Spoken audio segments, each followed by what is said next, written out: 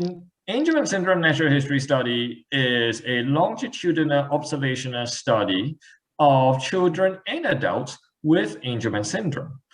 What we do in the study is to assess each participant approximately once a year over as many years as we possibly can. And we collect data on various aspects of Angelman syndrome, including their medical history, their developmental history, as well as all the different medical complications. These data are really important for the development of new therapies and the design of clinical trials. When pharmaceutical companies develop clinical trials, they need to know, first of all, what are the key issues affecting children and adults with Angelman syndrome.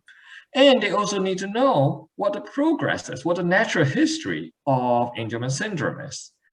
The other reason the natural history study is really important is because we learn from all of you who are participating in the natural history study about complications that are not currently in textbooks. Anxiety, for example, gait disturbances as they get older, for example. And these are features of Angelman syndrome that we had not previously been aware of.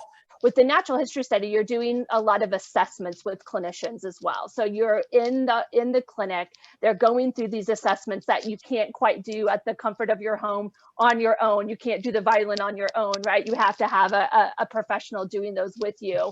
And so they really are able to take the natural history study, were able to do those assessments and be able to enter that data.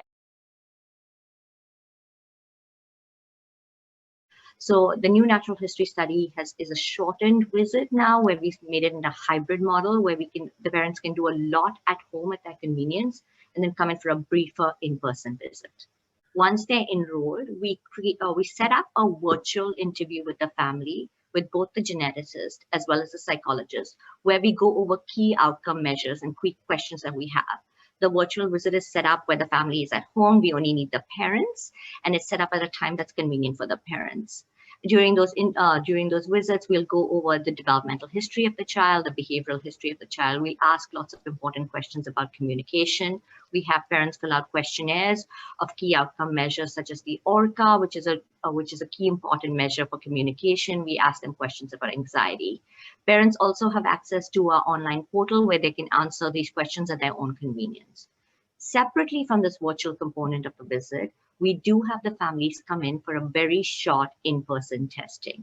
During that, which lasts about an hour and a half to 2 hours, during that in-person testing, we do developmental assessments of the child using the more updated versions of the Bayley Scales of Infant Development, the Bayley-4, which are key outcome measures for the upcoming clinical trials. At the same time, during that visit, Dr. Tan does a brief neurological exam and we take some photos of the child.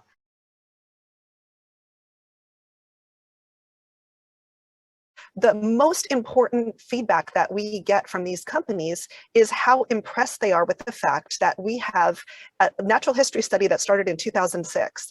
And having all of that data all the way back from 2006 to 2014, and that then progressed beyond that now with a newer natural history study, collecting data not only from the standardized tests that have been done for years that the FDA seems to adore, which are things like the Bayley and the Vineland, which Anjali just talked about. We've actually developed through the ABOM initiative some Angelman specific endpoints.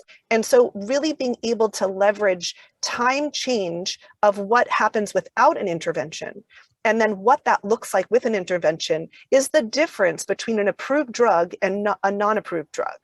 And so really leveraging the natural history data, these visits, to be able to capture information not only for communication, but for mobility, for cognition, for fine motor skills, for gross motor skills, for seizures, for history of seizures, for frequency of seizures, how that changes over time.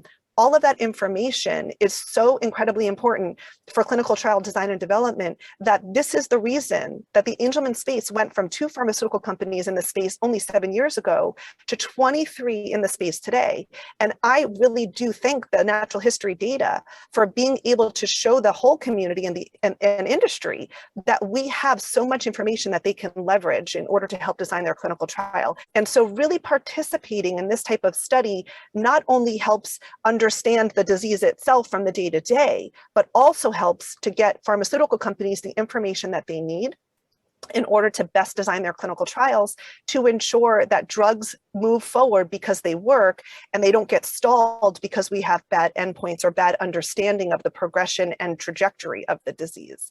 So for me, this is incredibly important for our families to participate in.